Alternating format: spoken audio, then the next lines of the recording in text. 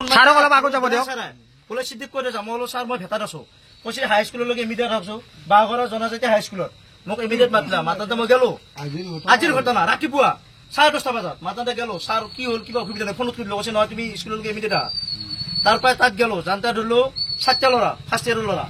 তাতে ভাং খাইছি হা ল'ৰাকেইটাৰ নাম নকওঁ সিহঁতৰ ভৱিষ্যতৰ কথা আছে 7টা ল'ৰা আমাৰ এৰে ওচৰ পাজৰ স্কুলৰে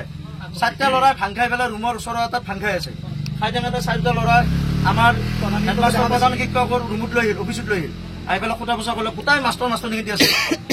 বাকী ছাত্ৰকেইটাৰ গোটাই গাৰ্জেনো আহিল তাতে ময়ো আছো উপস্থিত তাকে আমি কথাখিনি গোটাই সুধিলো বোলে তহঁতে যে এই বস্তুটো যে ভাংটো খাইছা এই বস্তুটো আনচা কৰবা প্ৰথম কথা আনচা কৰবা আমি গোটটো চাব লাগিব আমি গোটটো লাগে তাৰ পৰা কলা বোলে তেতেলি তলত যে অমূল্য আছে যে অমূল্য কোন অমূল্য কৈছে খাৰুল্লাহ যি মাষ্টৰৰ মাটিত যে ভাড়া আছে তাকৰ নামটো কলা খাৰুল্লাহ যি মাষ্টৰৰ মাটিটো যে ভাড়া আছে অমূল্য শৰাইঘাটৰ মানুহটো বুলি পেলাই আমাক গোটাইখিনি মানুহ কলা চিনিয়া বা ওচৰৰ আৰু যেনেকৈ আমাৰ বাঘৰত জগতলত ঘৰ ইয়াক ধৰিলো আমি আগতে দুবাৰ গণেশ মন্দিৰত ৰাজহুৱা আকাৰে বিচাৰ হৈছিল হাতালোটা ভাঙে আৰু কিবা জৈন বুলি কৈছে হাতালোটা বিচাৰ কৰিলো একবাৰ 2 নম্বৰ মাজু চুবাৰ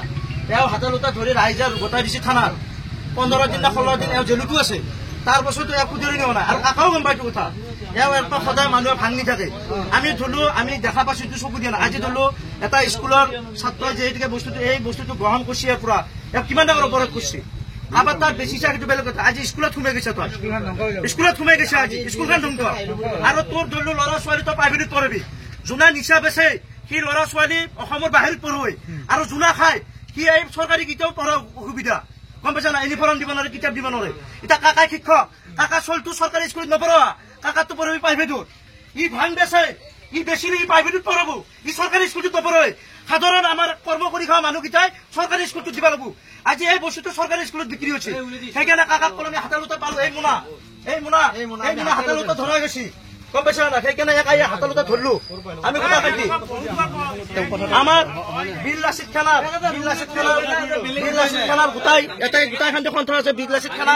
আমাৰ এনে গোটাই বৃহত্তৰ ৰাইজ আছে ৰাইজ ঘূৰাই দি থাকিব পৰা এই ভাঙে চিনিয়া এইটো অমূল্য এইগিলা বস্তু 1 2 3 বাৰ ওৱানিং দিছে জেলু গেছি নিৰঞ্জন বৰুৱা ছাৰ উচি থাকোঁতে জেলুটো দিয়া গেছি এতিয়া কাকাক কথাটো কলো কাকাই কি কৰিব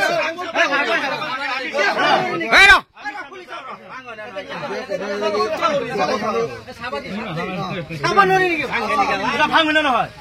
আপোনাক এটা প্ৰশ্ন এতিয়া আপোনাক এটা প্ৰশ্ন শিক্ষক এটা আমাৰ ৰাজহুৱা শিক্ষক এটা ঘৰত এখেতে ভাঙৰ ব্যৱসায় কৰি আছে দোকান এখন দি আছে ভাঙৰ ব্যৱসায় তেনেস্থলত আপুনি কি কয় এতিয়া তেনেস্থলত ধৰিলো ইয়াৰ আগত আমি একবাৰ জেলু দিছো অমূল্য আৰু কাকাই 2 বাৰ 3 বাৰ এখেতে কথা গমো পায় এখেতে এজন শিক্ষক মাটিৰ মালিক ৰুমৰ মালিক এখেতে এজন শিক্ষক এখেতে কথা গমো পায় গম পোৱাৰ পাছতো ধৰিলো এটা বস্তুটো কি চলাচলি হৈছে কাকাই গোটাখিনি জানে জানি পেলাই শিক্ষক হিচাপে সেই বস্তুটো এটা গ্ৰহণযোগ্য কৰিব দিব নালাগিছিল তেওঁ ক'ব লাগিছিল যে চাও তুমি এটা কাম কৰা তুমি এটা ব্যৱসায়ী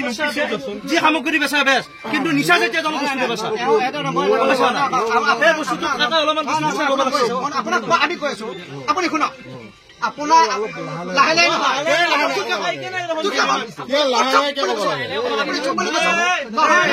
আপোনাৰ ঘৰত ভাং বেছি আছে আপোনাৰ ঘৰত ভাং বেছি আছে নহয় তেওঁক মই কৈ আছো তেওঁ এজন শিক্ষক তেওঁৰ ঘৰত দামী দামী গাড়ী ৰয় মানুহ কথা দামী দামী গাড়ী ৰয় তেওঁ জানে নে নাজানে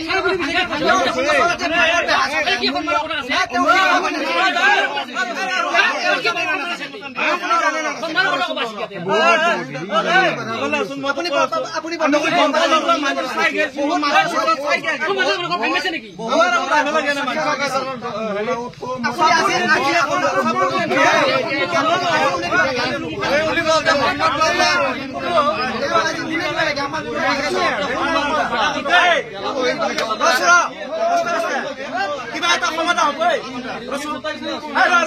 কিবা এটা সমাধান আমি ইনফৰমেশ্যন আজি ধৰিলো মচকা হাইস্কুলত মাতি নিলা মাতি নি 7টা ল'ৰা মই এতিয়া তোক নামটো নকওঁ তাকে 7টা ল'ৰা ভাং খাইছে তাৰপৰা গোটাই গাৰ্জেন গেল যাই পেলাই ভাঙে আৰু কিবা জয় আৰু এই মোনাটো কয় এই মোনা এতিয়া হাতালোটা ধৰছো আচলতে ড্ৰাইভাৰ এটাই গেৰি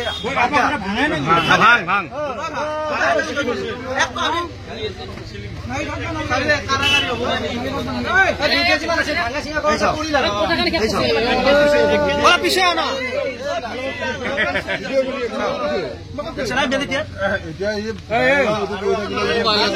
চাইছো তাতে চাওঁ চাই হয় নে নহয়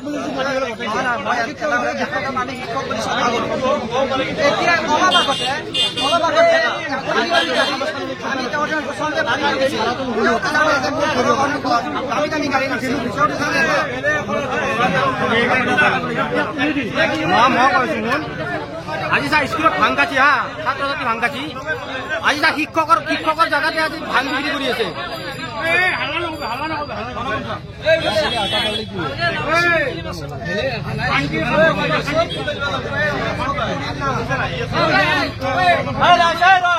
মানুহৰ শাস্তি এটাই হয় ৰ